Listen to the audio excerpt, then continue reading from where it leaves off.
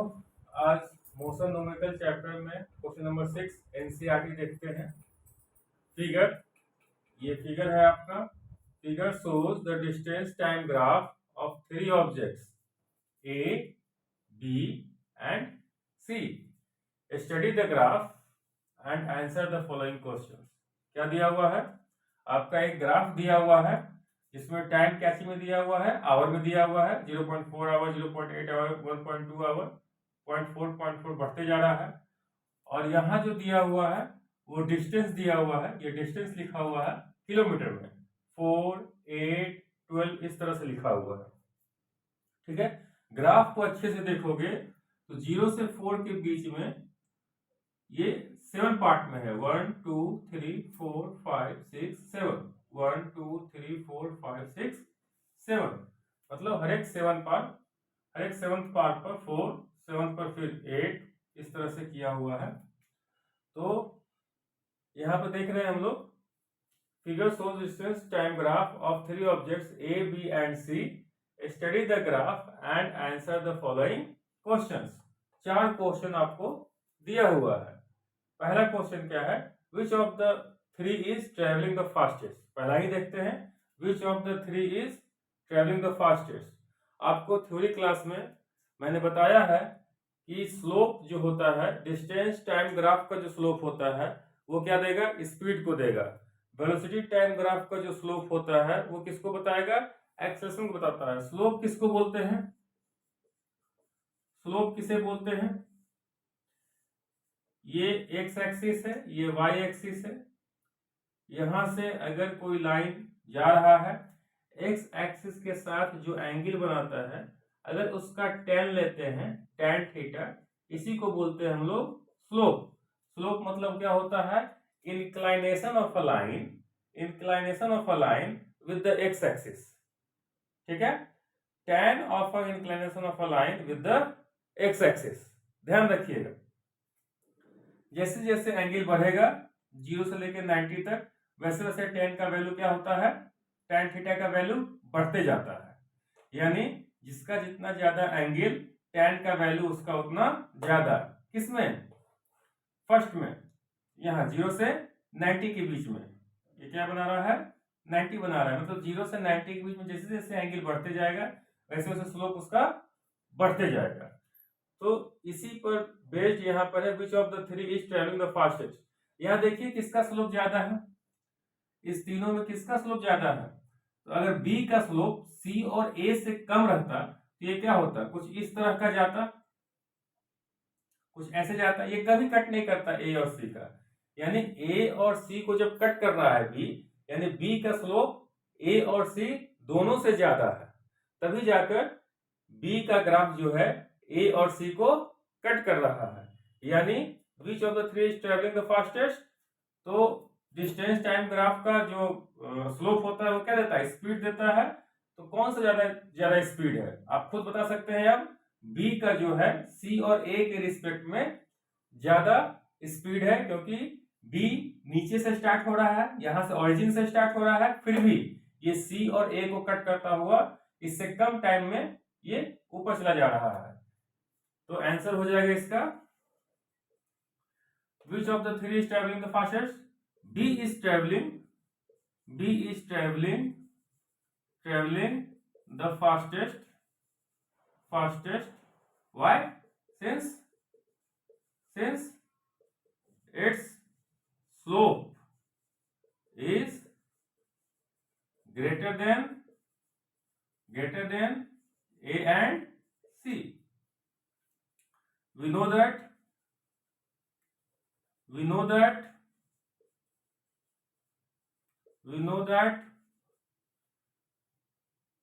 slope of a graph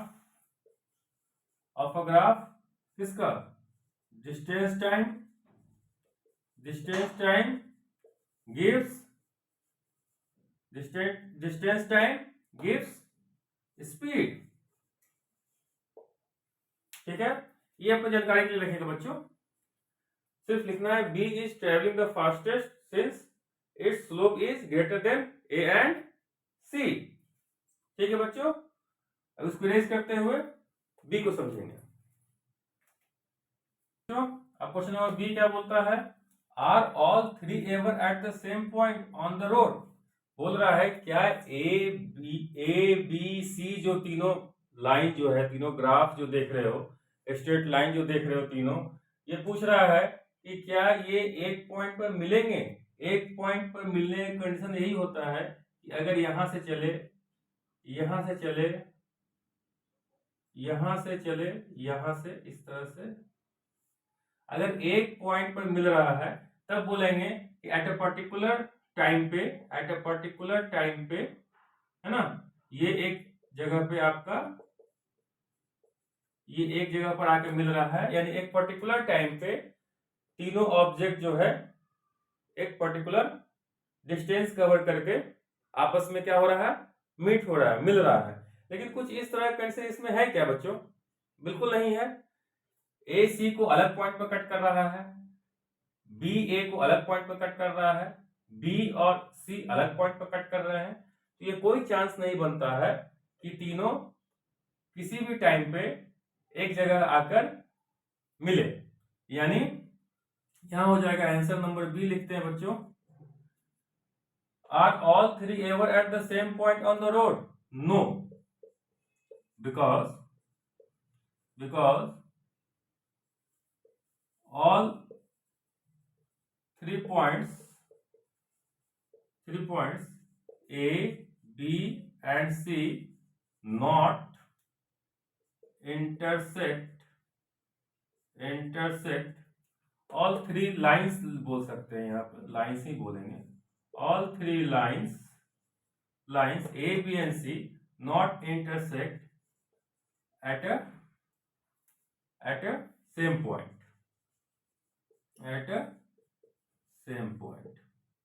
ठीक है बच्चों। No, because all three lines A, B and C not intersect at a same point.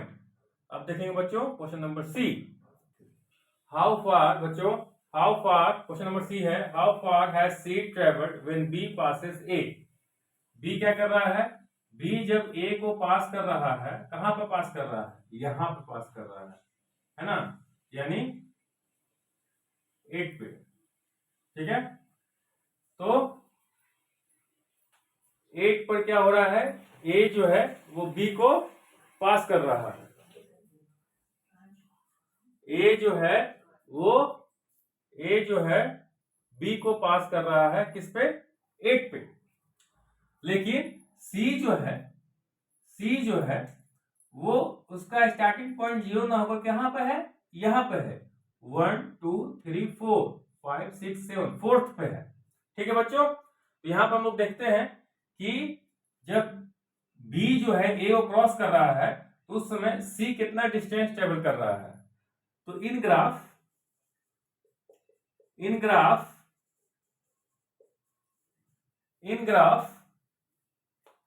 the initial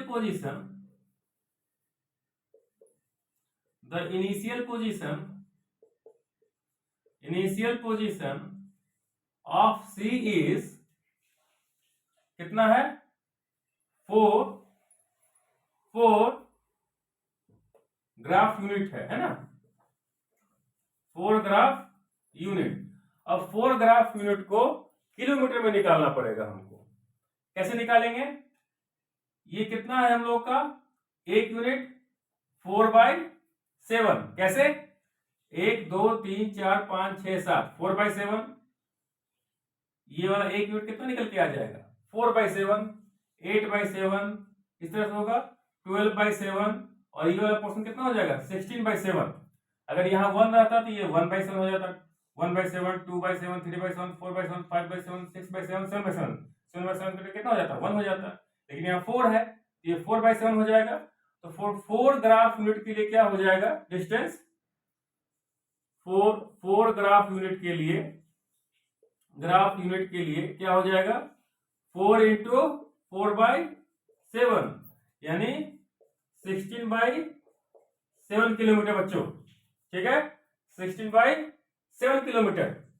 अब आ जाते हैं हम लोग, कितना 8 पर कट कर रहा है, तो सी का पोजीशन क्या हो जाएगा 8, सी का पोजीशन 8, लेकिन इनिशियल कितना था डिस्टेंस कवर किया हुआ 16/7, 16/7, तो 8 में से क्या कर देंगे 16/7 को माइनस कर देंगे, इतना ही डिस्टेंस ट्रेवल किया है व्हेन ए कट बी या मीट बी। तो आते हैं distance covered by C is 8 minus 16/7, कितना हो जाएगा अप्रोक्स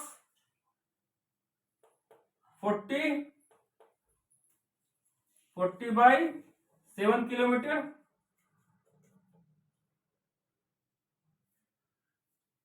5.71 किलोमीटर आंसर हो जाएगा इसका। ठीक है बच्चों, अब डी हम लोग देखेंगे। बच्चों question number D, how far has B travelled by the time it passes C. क्या बोल रहा है कि जब बी जो है सी को पास कर रहा है तो कितना डिस्टेंस ट्रेवल किया है। बी कहाँ है, यहाँ है, सी कहाँ है, यहाँ है, कहाँ पास कर रहा है, यहाँ पे कर रहा है, कितना है यहाँ पे। ठीक है, इस पॉइंट पे क्या कर रहा है बी सी को पास कर रहा है। ठीक है, तो कितना हो जाएगा देखो तो बच्चों, 1 2 3 4 5 6 7 8 9, 9th ग्राफ यूनिट पे ये जो है बी और सी पास कर रहा है। कहां पास कर रहा है, at 9th graph unit B crosses C. तो डिस्टेंस कितना हो जाएगा, डिस्टेंस कवर्ड इज कितना हो जाएगा, ये कितना ग्राफ यूनिट है 9, और एक ग्राफ यूनिट कितना किलोमीटर के बराबर है 4/7, कितना हो जाएगा 36/7 किलोमीटर, 5.14 किलोमीटर आंसर हो जाएगा। समझ में आया बच्चों? अगर आपको वीडियो अच्छा लगा हो तो वीडियो को लाइक करें, सब्सक्राइब करें, शेयर करें। सब्सक्राइब जरूर करें ताकि आपको समय समय पर नोटिफिकेशन मिलता रहे। नेक्स्ट क्वेश्चन नेक्स्ट क्लास में आपको बताया जाएगा बच्चों।